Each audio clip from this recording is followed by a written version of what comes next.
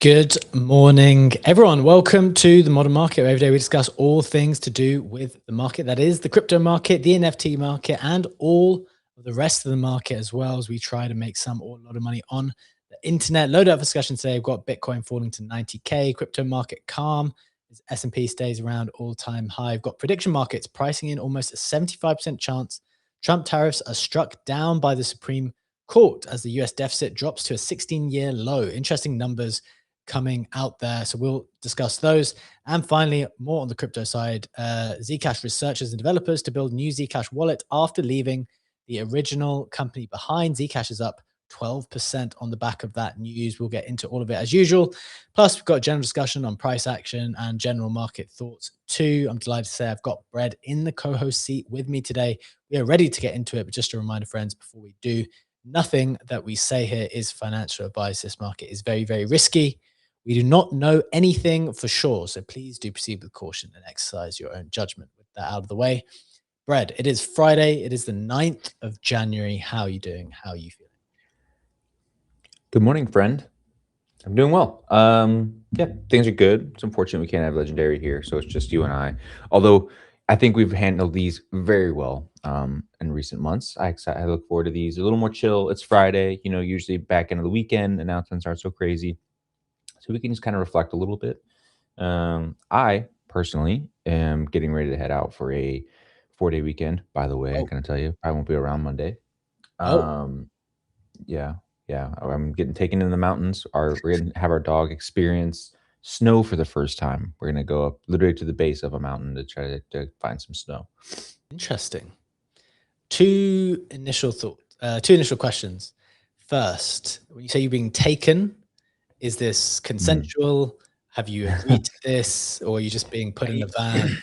I have to be careful with how I phrase this stuff because I say that thinking like it's just a couple of homies were saying stuff, but then like Allison listens to this, so and she hears it, she's like, "Oh, you don't want to go?" It's a thing. So apologies, Allison. You're sleeping right now, but you'll wake up and you'll probably listen to this.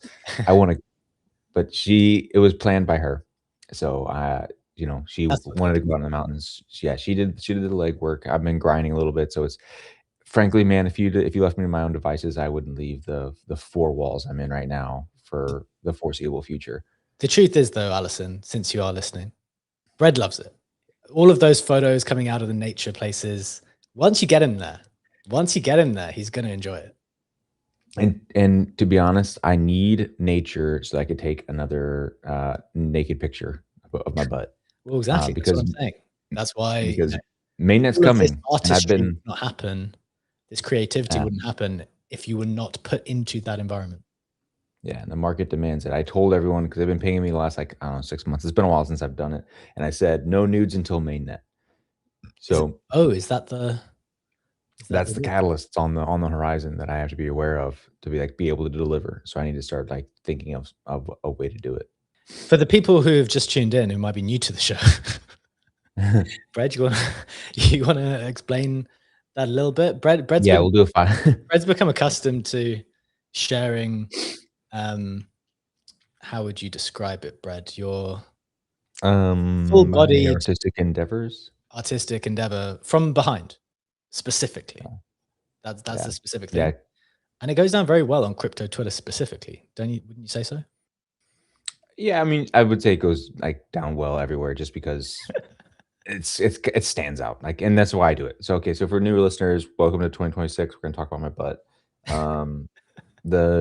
I have a tattoo. I have I'm working on a full body tattoo. And whenever I was originally working on it, I was also living in Norway at the time. I had this vision of man, the landscape is so beautiful but it's natural. And I was like, I think the thing I'm putting on my body is so beautiful, but it's man-made.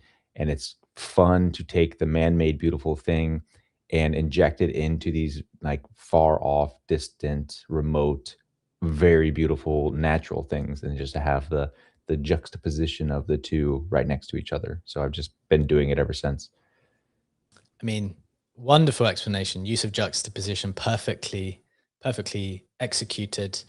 So there you are. Welcome to 2026. Welcome to the show. That is going to be a part. No nudes until mainnet is the new expression.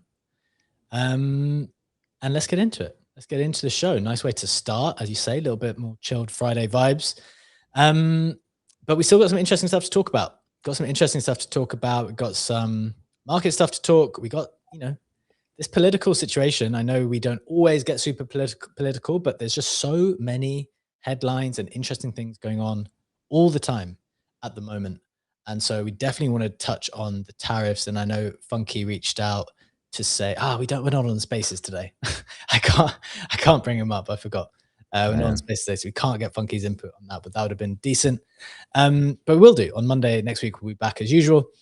And we're also going to talk Zcash, the little dramas going on there. Probably a delight to trade if you're purely trading Zcash at the moment. That's where the volatility is gone if you want to still participate in it. But we'll get into all of that in a minute, and we'll get to the price action to bring you up to speed. But first, just a shout out to our sponsors today and people we've been partnering with for multiple months now. We're excited to be sponsored by Yeet, the crypto casino that's done more than $1 billion in less than a year of volume, founded by trusted names like Mando, KBM, and pro poker player Ben Lamb. A reminder to only gamble for fun and what you're comfortable with, and to help, they were giving out $500 each week randomly to players active under the Modern Market affiliate link. So do check Yeet out. They have a number of crypto-themed games, and their sportsbook is now live also. So stay tuned for our giveaway at the end of the show. I've got the wheel of names ready to distribute. So we'll get into that giveaway at the end of the show. Always good to end the week with that. Right, let's get into the price action to get you up to speed with what you need to know, starting with Bitcoin as always. Pretty much flat, 90K, did dip beneath 90K for a little bit to 89. ETH is flat, also around 3K. XRP is flat, BNB flat, Sol up 3% to $138. Nothing really to write home about here. You got Hyperliquid down a couple of percent back to 25, giving up some of the gains that it had in the last week. Still technically up 4% on the week, but not a lot to write home about here, guys. If we're being honest, meme coins the same. Doge flat, Pepe flat, Pump is up 5%, so a little bit of a move. Still wildly down on its ICO price, now sitting at 2.2 bill FDV. Pengu is up 1%.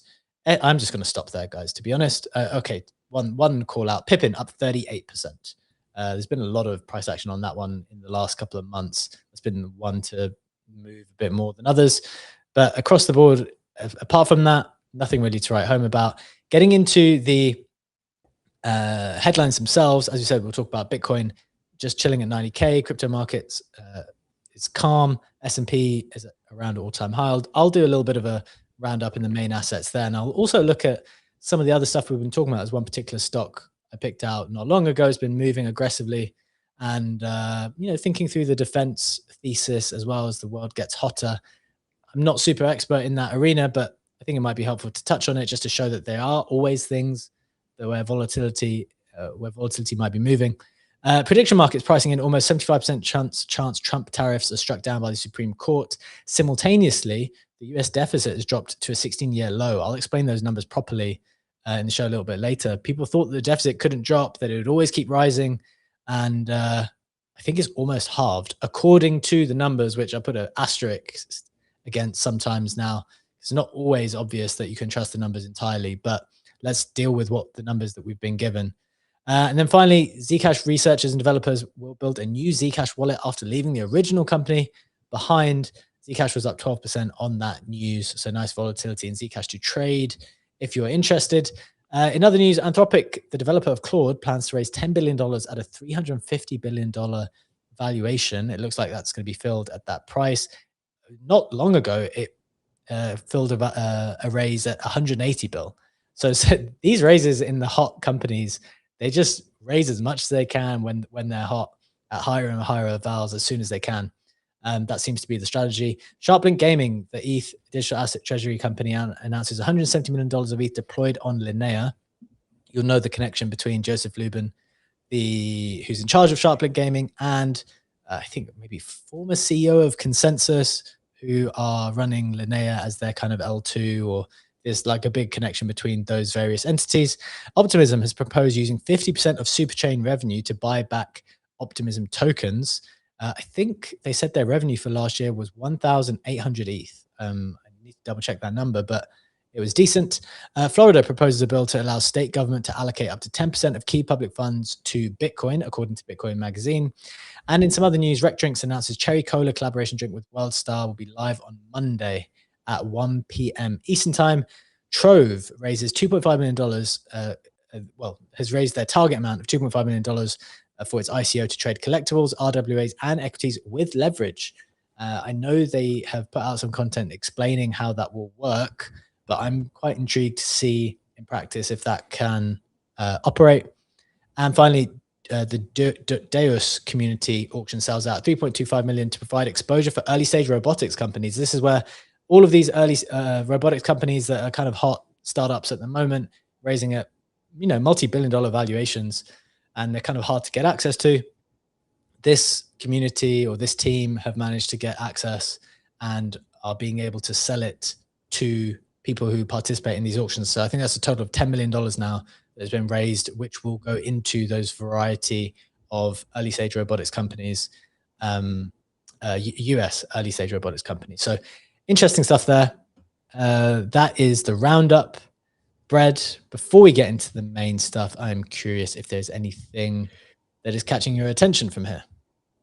Yeah, you have me hunting and pecking now. So one of the thing that wasn't mentioned, I'm gonna go with the nerd stuff. So wasn't mentioned, Ethereum increased their blob count with their first BPO hard fork, which took Haven't heard place about on the the blobs in a 7th. while.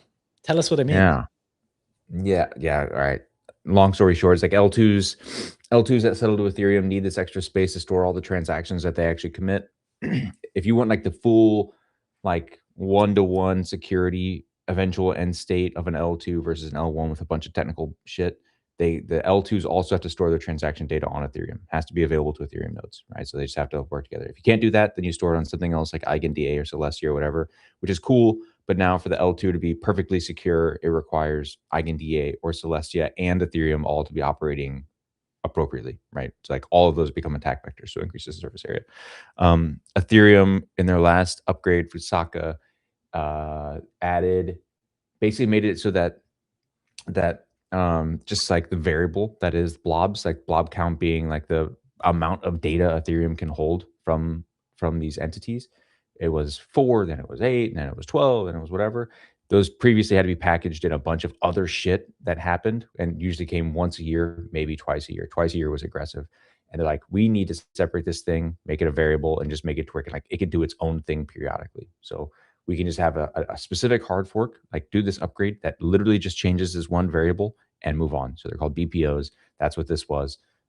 They had another one 2 days ago to increase the size of the data storage on Ethereum. It went successfully.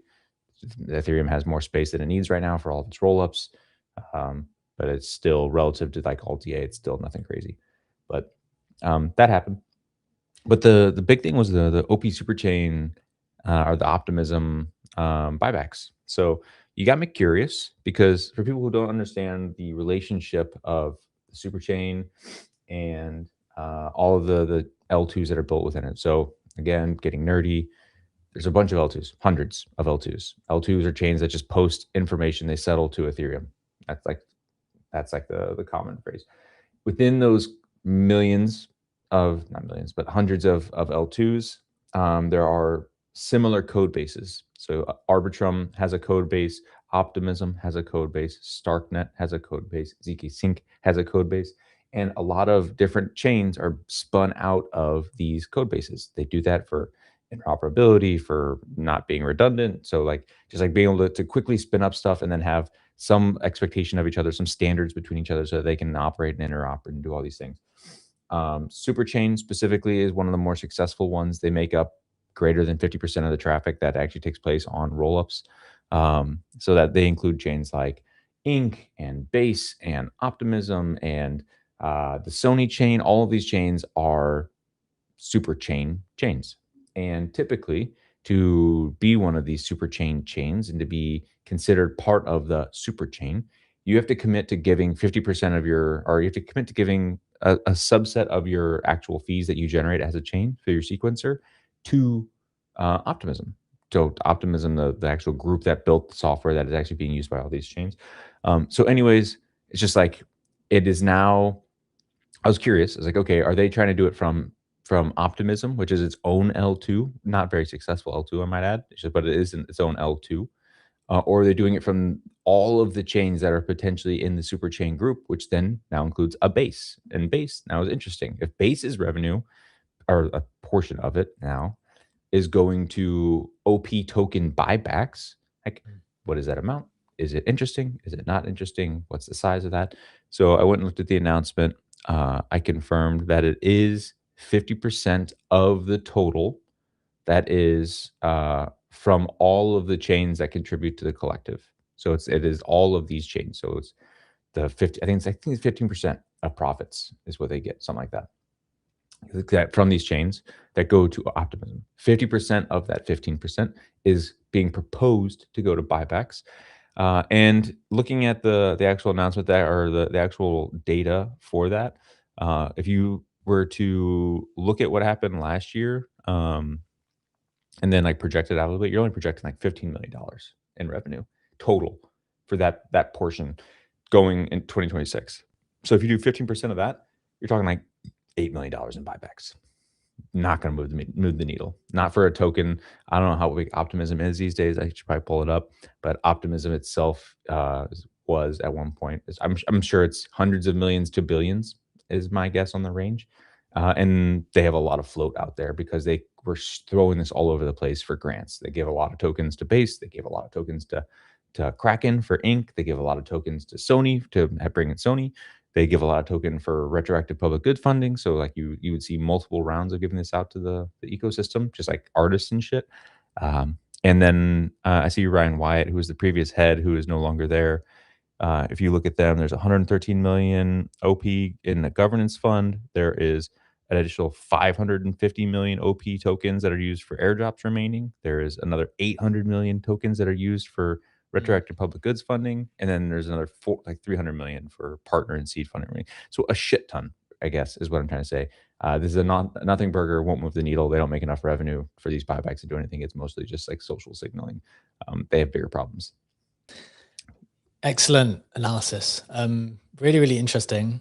The thing that I wanted to ask is, do you think the Ethereum economics can work out here? So when you were, is I think one of the core issues is for Ethereum itself, and maybe the ETH token, is that it inspired and spawned all of these L2 ecosystems who, Yep. in essence, just captured a lot of the value and didn't pay their tax. There's no tax to the main thing. In a way, Correct. this is, ETH here, super chain creator here, trying to, well, they do get paid a tax. So OP actually designed their ecosystem with a little bit more intelligence. Like, well, if you're going to leverage our tech, and this is my simplistic understanding, if you're going to leverage our tech, then you're going to pay us something Yeah. on an It's ongoing an basis. off-chain thing. Yeah. Yeah, you're going to pay us something on an ongoing basis. And that makes sense. You're kind of paying your tax to the creator, but still, even in this ecosystem, even with OP designing their economics a bit better, even though, yes, as you say, there's so much sell pressure, there's still no way for Ethereum, the ETH token, to participate in the counties and cities that it has spawned. Is that that's the fair reading of this? That's kind of how I'm seeing it. Yeah, so it is a correct reading. The what like, this has been my FUD for like this L2 construction since the beginning, right? It's one direction, right? It's opt-in payments on the L2 side towards Ethereum, right? They don't have any off-chain agreements like here, like if we're talking about the specific construction, we'll use Base as an example, Base and Optimus, because Base is the biggest proponent. Optimism, the group, has an off-chain agreement with Base the chain and says, hey, give us part of your revenue. Their revenue is effectively it's called execution fees paid by users to transact on the chain. It goes to the sequencer or whatever. Now that even has holes, right? Because like Optimism very specifically is calling out sequencer when Base now is rolling out stuff like the Base app, which is an app on top of Base, and they take a 1% swap fee on anyone that transacts in there, and that is not included in that that cost or that agreement, right? So even Base is now skirting the off-chain rules that was having them send money forwarded onto Optimism, and Ethereum is even further down that curve where there is zero agreements between. It's a permissionless system. Anyone can create an L2. They can put it on top of Ethereum, and they don't need permission from anyone. And then they're frankly because they don't even use it, access any of the execution of Ethereum in a way that like hinders their users. They can basically totally abstract Ethereum, right? So like I can be an L2 and I can just say, yeah, you know what? I don't want to post to Ethereum, which is the only thing that Ethereum makes money on, which is like me settling to Ethereum. I don't want to do it. I don't want to do it for a week. I don't want to do it for this window when gases are high or gas prices are high. I don't want to do it for whatever. Now there are like downstream security impacts of that, but it's not like immediately perceptible to the users. Therefore, like there's no real incentive for these L2s to not act in their own best interest, which is to avoid paying Ethereum whenever possible, which is the one place it makes money. So, yeah, you have a correct interpretation of this. There's nothing Ethereum can do to like insert itself here for any of this stuff outside of just making its transactions more expensive. Okay. Interesting stuff. I like getting into the technical stuff with you every now and again, Brad. That's a nice little update there. I enjoyed it. Anything else catching your attention? What else is going on before we get into the No, main that's a pretty big stuff? one for me. Okay. For me, and maybe this is just leading into the first headline, to be honest. So we can queue up the first headline here. I just think, I mean, the market is chilling out here. So we've got Bitcoin at 90K. We've got the crypto markets kind of calm. Stocks are all-time high. Also just kind of chilling out in that region. Looking at these stocks here, you got Tesla up 1%, Amazon up a couple of percent, Microsoft down 1%, Google up 1% as well, Nvidia down a couple. You've got gold also just waiting here at around 4.4K. It's up 3% in the last 5 days, up 6% in the last month, up 30% in the last 6 months. So there's still like, it's still done pretty huge numbers, even on a relatively short time frame. And I guess one of my reflections at the moment, I'm going to find actually, let me find, there's this other interesting tweet which I bookmarked and I wanted to take you through it because this is actually something I said a very, very long time ago.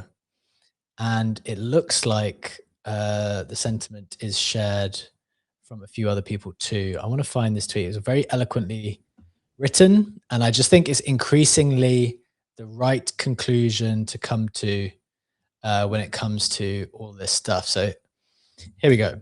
We've got this tweet where, you know, we're a show where we're trying to look for opportunity, right? We're trying to look for opportunity. We're trying to find the areas that are most interesting to us, where there's the most upside, where there's the most upside. And here, Crypto Chase wrote this. They said, crypto diehards likely need a reality check. Yes, you can make money in crypto. And we will continue to find the ways to do that. Yes, you can trade crypto, but crypto has been overshadowed by stocks and metals flat out. The flaming ball of money has moved into AI stocks, space stocks, etc. Every week in stocks, there's a new narrative doing 100%. That's where the money is and has been for a while now, especially since summer 2025. Remember how I've generally spoken about how crypto has moved in waves, and actually all you really need to do to participate in this industry and do well is just ride each wave. If you rode ETH in 21, that would have been good. If you rode Sol after that, that would have been good. If you rode Hype after that, you would have been good. Like you could have done nothing else apart from do those things. But once you notice that the flaming hot ball of money, if you just try to keep asking yourself, where is that? And we were talking on the show the last few days, like, where is that now? Like, what is that flaming hot ball of money? It's just not in crypto as we speak at the moment. Maybe it could be privacy. I don't actually even think it is necessarily. But this tweet goes on. Crypto was the easiest way to make money as a trader investor for the past 10 years, but the time of extreme outperformance are behind us. This is what I was speaking about maybe in December or November, as I was kind of reflecting more. Bitcoin not only represents digital gold, it represented outperformance. And when it stops representing outperformance, it can still be a hard asset. Like it can still be this alternative asset that you would rather own than the dollar, which is going to go down on a long time frame. But it might not be the one that attracts the hot ball of money. And I think that's a nice piece of imagery here, the flaming ball of money, because when you don't represent outperformance anymore, because you have represented outperformance so much in the past, then maybe that flaming ball doesn't get thrown your direction anymore. So the tweet goes on, AI is the new cool new thing on the block, and every sector is taking its turn, pumping 100%. AI bubble will continue. That's this person's perspective. This is not a crypto is dead tweet. It will chop for months and print a major move within 1 week, as it usually does. And, people will probably be sidelined for that move. But he's kind of went a little bit further. He said, you're not special for staying strictly crypto. You're not going to be rewarded for your loyalty, like in game engagement farmers love to say. It's simply a foolish practice to ignore other markets that are providing better returns and cleaner price action. Sitting around waiting weeks for crypto to print a fake breakout and full retrace is not the play.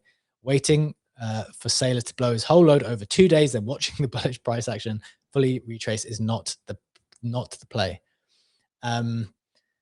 All they're saying, I guess, is that there's more out there.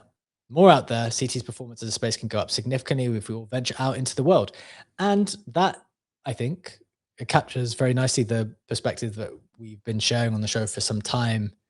And what I've always, what I think we have instinctively done, but we were always able to do it within crypto first. At one point in time, you were able to go from ETH and you would feel like you're venturing out into Sol.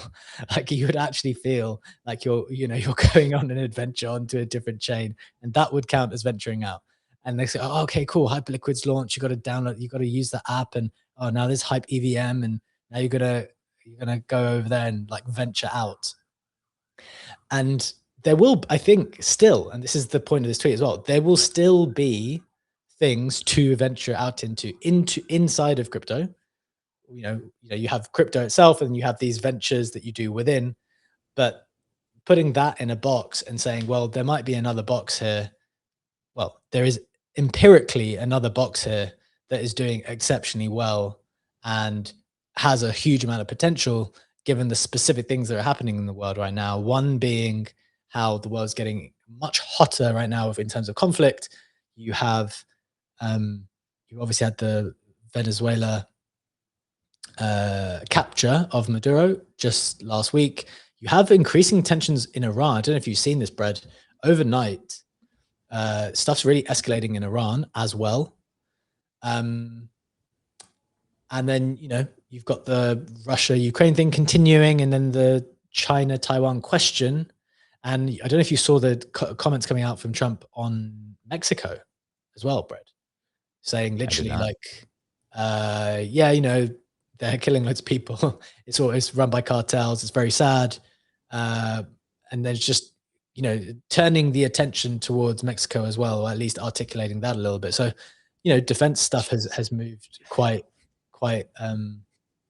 heavily. One of the things I was talking about on the back of, as I've said it many times, excellent research from Crypto.com was this Ondas play, which is drone tech. They're looking like they'll be providing US Homeland Security and private contracts with FIFA. It turned out just yesterday, it seemed to be announced there was kind of suggestion that it had won a contract from Israel to provide some security at the border. And with the thesis being that drones, like the whole type of warfare has changed, right? It's not just not like what it was before. Yep. Drones are going to play an increasing role in the future. And something like this, just as an indicator, this is up 50% in the last 30 days. I've captured most of this move. Other people were in it much before me. I think I was in from about $9, just hit 14. And I think this is the point where it's like, okay, obviously you have to do learning. Obviously there are things that we don't understand as much. I'm not purporting to be an expert in these new arenas that I'm going into, but doing the work, exploring, doing what you can, just like you did for crypto one day, I think will be at least part of the move for the next year, frankly, whilst still having a grounding in the thing that you probably have an edge in, which is crypto. And that will never go away because we're best positioned for that. So a bit of a roundabout conversation, Brad, there to go through some of the main assets, go through some thoughts about what's going on in the world. What's your reaction to some of these thoughts? Yeah. All right. So I was reflecting as you went on this journey, um, and I think about like some of the hesitation of traders that might be happening. So like I think it's objective to sit here and say, hey, crypto has not had exciting returns relative to the market of recent, right? So like you were citing AI stuff, defense tech. Like there's a lot of markets that I think people are willing to look at and say, okay, and you can just objectively say it's better. Okay, cool. We've established that.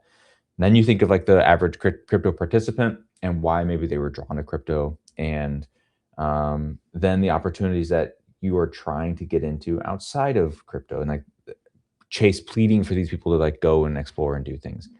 And I don't want to sound defeatist or call crypto people dumb or just like the general consumer dumb, but one, an initial barrier hurdle to me is that a lot of these people have their all of their assets and all their portfolios in crypto on chain. When that is the case, getting exposure to an Ondas is not fun or easy, right? What are you going to do? Port your $200,000 portfolio, remove it from on chain entirely, and then set up a Robinhood account? Like maybe, but that's a lot of steps. It requires registering, requires like all of this like permission stuff that frankly is a big turnoff for a lot of people, both because That it wasn't has the work. reason why people got into crypto, maybe, right? Right. So it's like antithetical to on some levels to some people, right? To go in here and do this stuff. So one is like I bet people would go after this stuff, but it would require it coming on chain to them, right? Like a StockX or like a few equity perps that are coming around. Like if we can solve that problem and bring this shit on chain, then on chain grows in accordance with the growth of these things, right? Like so that's like the ultimate goal of crypto is to bring this stuff on chain so you can get the exposure with your stuff, with your portfolio on chain, and then ultimately like still like do non crypto assets. That's the holy grail. That's what we're moving towards. The second thing is, and this was like part of the dumb comment. The second thing is like, man, if we just think about the stocks that we're talking about getting into the last week, what was it? We're like, bro, get into SanDisk. Okay, think about like the multi-order effects that you have to anticipate to like do that, to have had that trade. Outside of just like copy trading someone, you have to go, oh, AI is doing well. The resource demands of what AI is trying to go for has a disproportionate pull on top of physical storage space, which then goes into data centers, which then downstream hits SanDisk. And not to say that they can't do first, second, third order like thinking. It's like there's a lot of domains that crosses that frankly, bro, the average consumer is not gonna have that to like lean on. Whereas like in crypto, bro, a large portion of it is vibes. Yeah, I know. A large portion of Yeah. it's sentiment, social. It's like you have to just like understand where people are going, what they're saying about it, how they're feeling about it, and like I guess you could try to like rebuild your social graphs such that you can like hear those same things in traditional sectors. But I just don't think it's as appealing, and I don't think it is something that is as easy to replicate in the old world because like it requires a lot of like underlying knowledge that frankly people just aren't going to have. So Look, a pause. you've made a number of excellent points, which I completely agree with there. I'll just expand on a couple of them. One, it is definitely harder to do stocks, like definitely.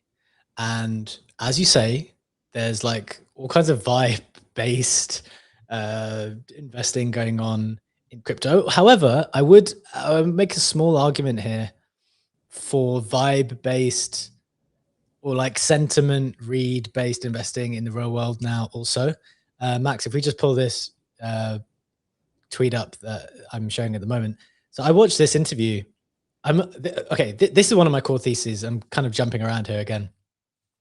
I think betting on the things that people say, i.e., the things that Trump says, the stuff that Lutnick says, the stuff that Besant says, if you just listen to what they say, actually listen to the interviews, and then go and do the things they say, which is kind of like, wait for your founder to tweet Yeah. something and then go and make a decision based of it. I think it would have worked well for you. I'll remember that when Lutnick came, when everyone was burning Teslas in the States last year, which is crazy to think about that was going on, what, in April 2025, when everyone was burning Teslas in 2025. Um, and Lutnick comes out and says, like, this is the time to buy Tesla. Like, do it now. Like, just buy it now. Legendary just went out and just bought Tesla. He just bought it. And if you look at the Tesla chart, let's just get it up. So here we go. So in the Tesla went, okay, year to date is not a good one because, okay, in the last 6 months. Do year. Next one yeah, over. 1 year, 1 year. Full year. Yeah. So Tesla went down to 235. Like, that was down so low, up from, I think it was like 400 something in that declining thing when Elon came out, was being so pro Doge, and people were getting super upset, when as low as 235. But then the government basically came out and said, look, and there's no, I don't think there was any specific government intervention there as such on the financial side, like they are doing with other companies, for example, with Intel, which they have now doubled their position in when they bought at $20 and now Intel's at 41. They came out and said, buy Tesla. And now Tesla's more than 2x, or no, or has been around 2x close in that period of time. And now it's like maybe dipped a little bit down. And it's like, okay, well, this is maybe one of the, you say like the crypto is very vibe based investing, but like, here's an example where if you just pay attention in the same way that you pay direct attention to what your favorite founder tweets, what your favorite DeFi protocol founder says, or, you know, if you pay attention to what the founders are, not the founders of the country, the people who are in charge of the country are saying, they're like indicating a lot of stuff. And so the reason why I watched this interview, just came out 11 hours ago. Chamath went to speak to Lutnick because I wanted to get a sense of, you know, what's the update? How they think about things, what they're doing. Very interesting segment on fraud. Like, they're telling us in 2026, he estimates there's $1 trillion of fraud. That's the estimate. I know Elon might have thrown out some numbers before. That's what Lutnick is saying now. And he's saying 2026 is the year we're going to go for it. We're going to really, really go for it. And we're not just going to stop in, what's the name of the place? The most recent one where all the scandal. Minneapolis or whatever. Yeah. You know, fine, we're going to look at it there, but we're going everywhere. We're going to go for it. So that, okay, so now you can start to think, what are the consequences of this? They're telling people what they're going to do. And then the other thing I mentioned was, and again, maybe this was brought initially to my attention from Crypto Condom, but there's been various tweets about Intel. Obviously, they took a position in Intel. The government owns 10% of Intel now. NVIDIA then took how much they did, like it's a multi-billion-dollar position in Intel also. And there was these tweets. I don't know if they came up on Lutnick's feed. Here you go, literally. So this is the Intel CEO with Lutnick saying, enjoyed meeting the Secretary Howard Lutnick in Washington, D.C. today. Thank you for your partnership and support in helping Intel and America regain leadership in advancing transistor process and packaging. Like, you know what I'm like. I like making investments based on photos. Remember when I did that thesis on Infinex, when I saw like Kane sitting with Shuyao, with Vitalik, with Taiki, with like with Guy from Athena. I was like, yeah, if that person's raising, I'll put some money into that. So look, that's my only point. I think there is an aspect here where you can pay super close attention to who people are with, what they're saying, how they're saying it, and watch Twitter in the same way that you would otherwise. And there's a bit of a newer opportunity, because I don't think you could have previously done this, but with this specific administration, I think there's ways to figure it out. What do you think? I think the thesis of following KOLs holds up. I think the KOLs outside of crypto are far less interesting.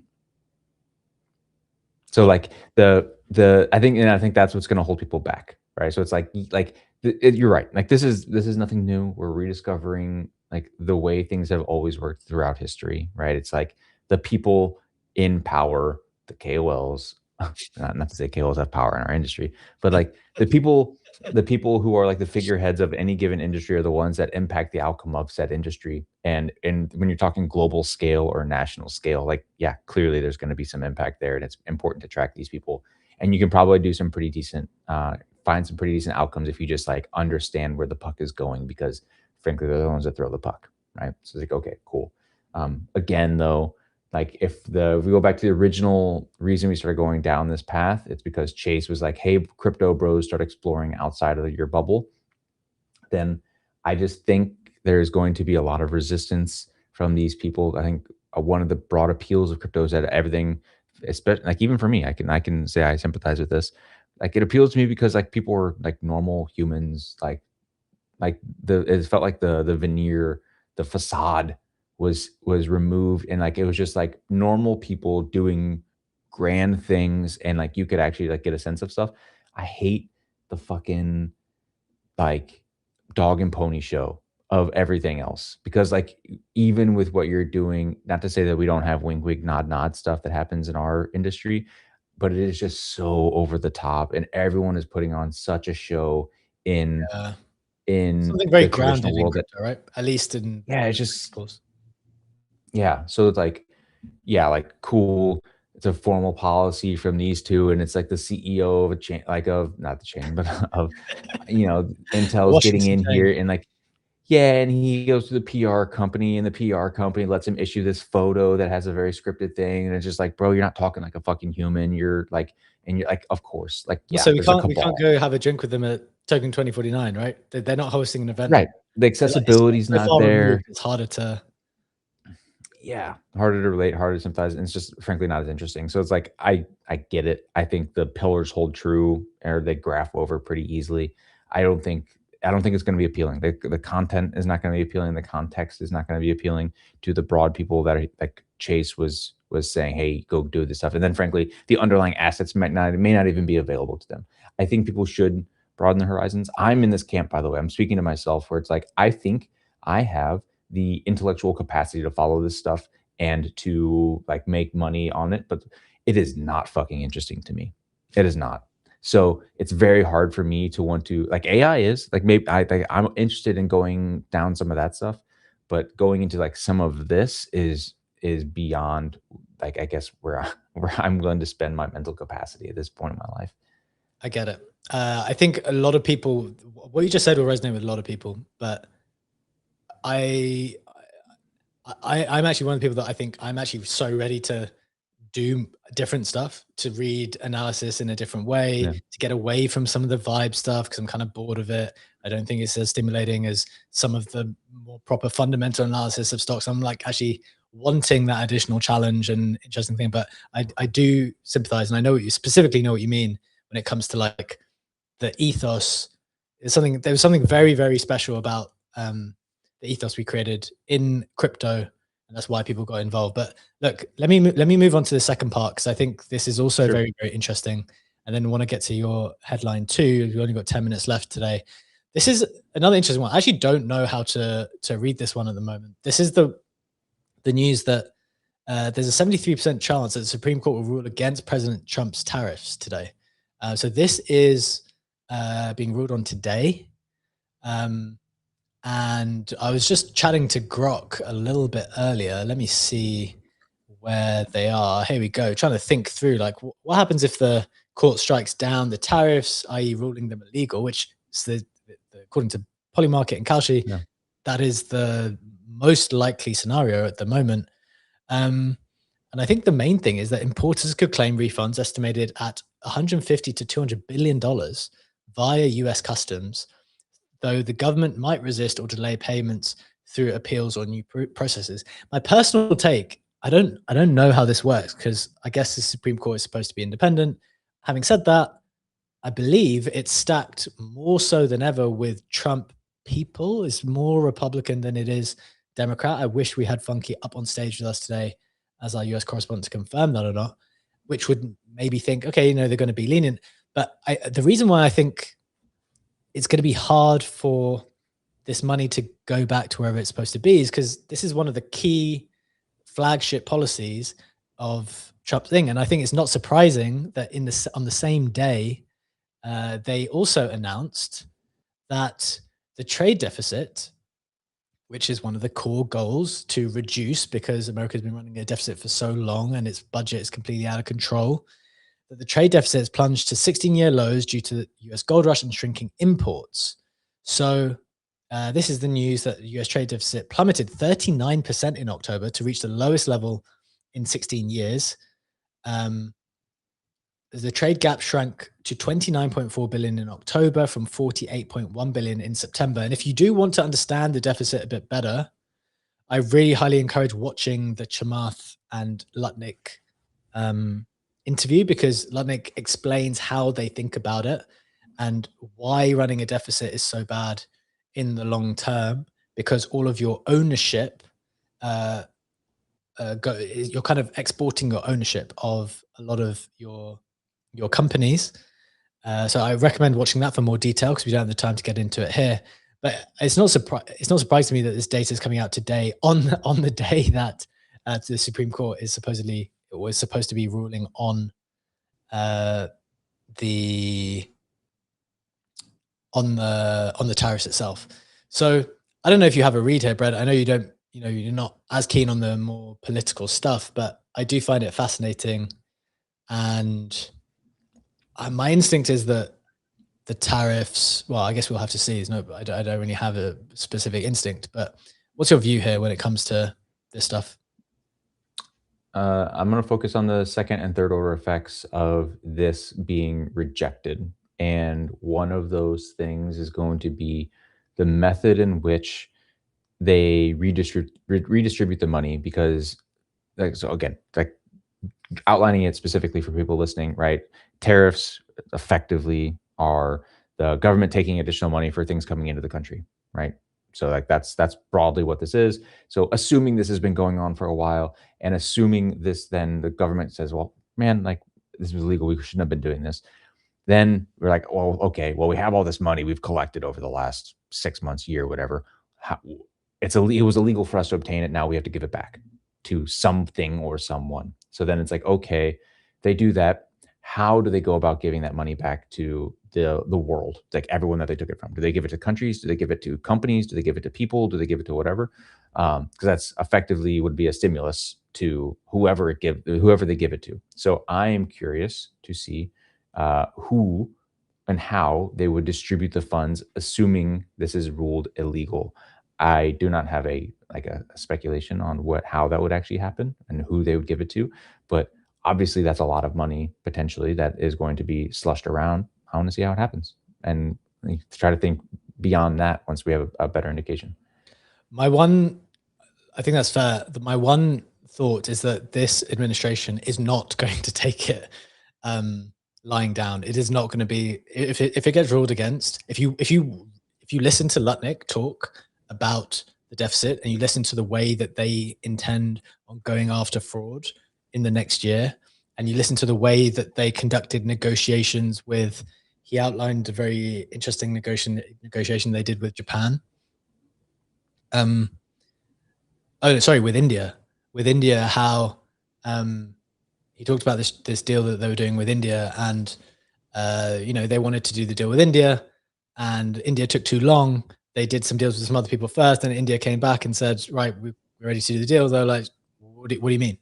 Like, you were meant to do the deal here. You didn't take too long. You took too long.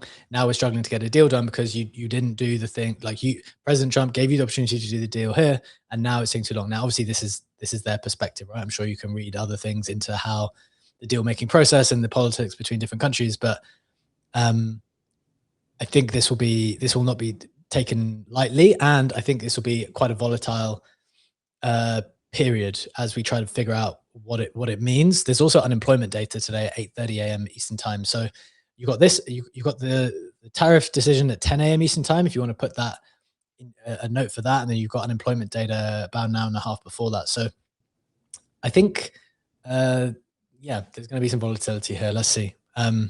Interesting stuff, Brett. Unless there's any final thoughts there from you Why don't you hit the final headline and we'll get to our Yeet giveaway for the day. Nice. All right. So final headline is ZEC team to build new wallet. ZEC up 12% to $430. The actual headline itself is based around an announcement which came across as a negative, but if you listen to some people who are more familiar with the Zcash, I don't know, we'll say ecosystem, they're less perturbed by it and they actually think it's a bullish thing. So the original founding group of Zcash, they said that they had a dispute with the I don't know what the actual structure was. Oh, there you go. On Thursday, the entire staff of the for-profit R&D firm behind Zcash protocol resigned en masse following a dispute with the company's nonprofit parent organization. Everyone saw that headline and freaked out and said, "Oh my God, Zcash to zero." It plummeted. But then you have people like Hasib and Mert who came in after that and like, no, actually, and obviously from them specifically, that group actually just spun off into a separate entity, which is funny enough, now registered at cashz.org. And they're going to build a new wallet and they're going to continue developing. It's the same people. They're probably even expanding a little bit, and they are going to give all their time and energy to the Zcash protocol, but now without having to be burdened by like, what would be the nonprofit parent organization, I guess we'll say.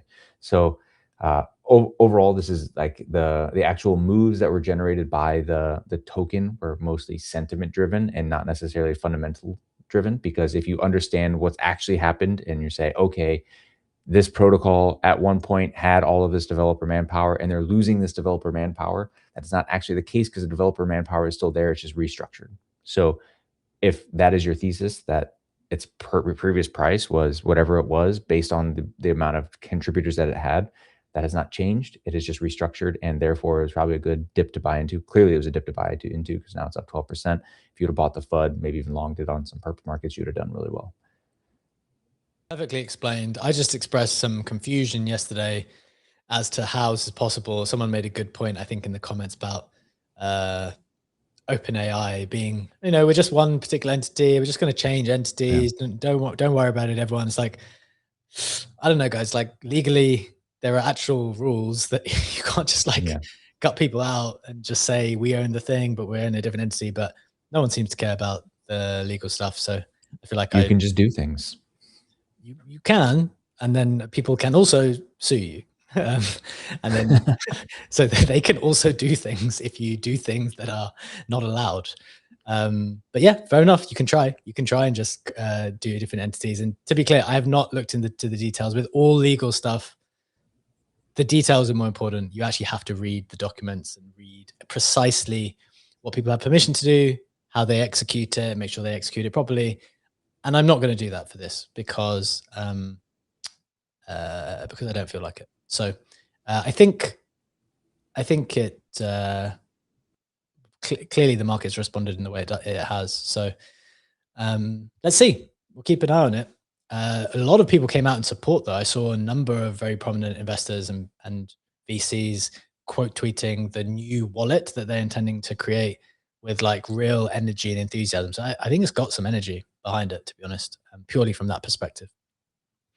But look, that's our show for today. Let's get to the Yeet giveaway. As usual, just a reminder, we do this every single week in partnership with Yeet, the crypto casino by KBM, Mando, and Ben Lam. We've been partnered with them for multiple months now. We've been doing a ton of volume. The way it works is if you're on our Yeet board, if you signed up via our affiliate link, you do some volume and we see how much volume people have done. And then we allocate certain number of entries into this wheel of names to decide who wins the $500 jackpot. We've been doing that every single week for a lot of weeks. So if you'd like to participate in future, please do sign up and gamble responsibly. And let's figure it out. Let's figure out who is the winner today. We don't have the Modern Market color-coded wheel today, unfortunately, because I had to set this up quickly before the show. But let's run it. Let's see who we have. Funky, obviously, in the lead with the amount of entries because of the volume, but the winner today is JLo again. We are in the process now of having a lot of repeat winners. which is great. People have been doing the volume. People have been loyal. People have been continuing to go. So congrats, JLo. You don't need to do anything. We will arrange for that payment to come out to you in hopefully the next 24 hours, 48 hours. So it's with you by the weekend. Congrats on your win. And if you'd like to sign up and participate, it's in the Telegram group. Our affiliate link, we'll drop it underneath the video post show in just a little bit as well on our main account. With that out of the way, thank you so much for joining us, guys. Thank you to Brad, my co-host, as always. Thank you for joining us in the audience. It's been a wonderful show. We'll be back same time, same place, 7 a.m. Eastern time, Monday morning next week to go through all things markets with you. Have a wonderful day. Have a wonderful weekend. And we'll see you on the other side. Bye-bye.